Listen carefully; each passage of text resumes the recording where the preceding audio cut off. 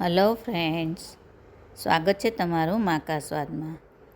આજે હું તમારા માટે ઇન્સ્ટન્ટ ખાટા મીઠું દ્રાક્ષના અથાણાની રેસીપી લઈને આવી છું. રેસીપી પસંદ પડે તો ચેનલને સબસ્ક્રાઈબ કરવાનું બિલકુલ ભૂલતા નહીં અને બાજુમાં રહેલા બેલ આઇકનને પણ જરૂરથી પ્રેસ કરજો, જેથી તમને મારા નવા વિડીયોની નોટિફિકેશન મળતી રહે. અથાણા માટે મેં આ 250 ગ્રામ દ્રાક્ષ લીધી છે. એને મેં ધોઈને સારી રીતે લૂછી કાઢી છે. હવે આપણી દ્રાક્ષ લાંબી છે તો એના આપણે 2 ભાગ કરી દઈશું. તમે આ રીતે પણ કરી શકો અને આ રીતે પણ કરી શકો.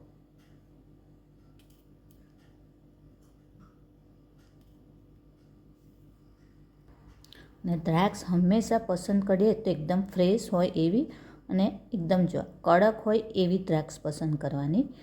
બાકી ઢીલી પડી ગઈ હશે કે પોચી પડી ગઈ હશે એવી દ્રાક્ષનું અથાણું જરાય સારું નહીં થાય. એટલે ખાસ એ વાતનું ધ્યાન ચોક્કસથી રાખવાનું. બધી દ્રાક્ષ સમારાઈ ગઈ છે તો એની અંદર આપણે મસાલા એડ કરી દઈશું. તમે 2 ટેબલ સ્પૂન જેટલો ખાટા અથાણાનો મસાલો આવે લીધો છે.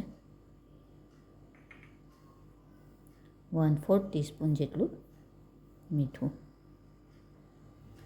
1/8 ટીસ્પૂન જેટલી હિંગ અને 1 ટેબલ સ્પૂન જેટલો ગોળને મેં આવો ઝીણો ઝીણો સમારી લીધો છે તે લીધો છે. આ બધું આપણે મિક્સ કરી લેવાનું છે.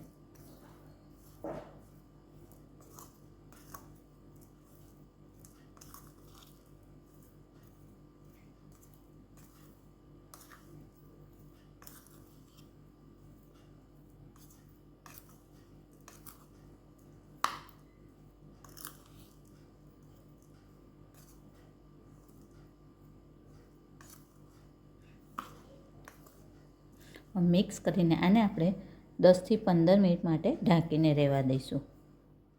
15 મિનિટ પછી ગોળ અને મસાલો આપણું સરસ મિક્સ થઈ ગયું છે, એટલે જ એની અંદર આપણે ગોળ સમારીને લેવાનો છે. ફ્રેન્ડ્સ, તમને એવું થતું હશે કે આમાં કંઈ ગોળ હોય, પણ આપણે આજે અથાણું બનાવીએ છીએ, એનો સંભારો નથી બનાવતા, એટલે અથાણામાં ગોળ હોય જ તો જ સારું લાગે.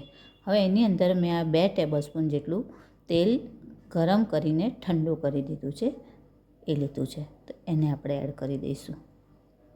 અને મેં આ સિંગ તેલ જ લીધું છે, એનો ટેસ્ટ સરસ આવે.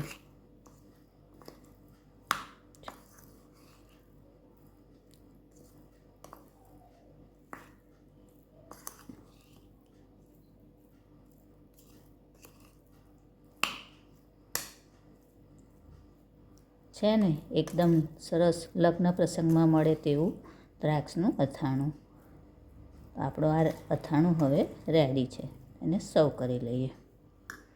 તૈયાર છે આપણું દ્રાક્ષનું ઇન્સ્ટન્ટ ખાટું મીઠું અથાણું.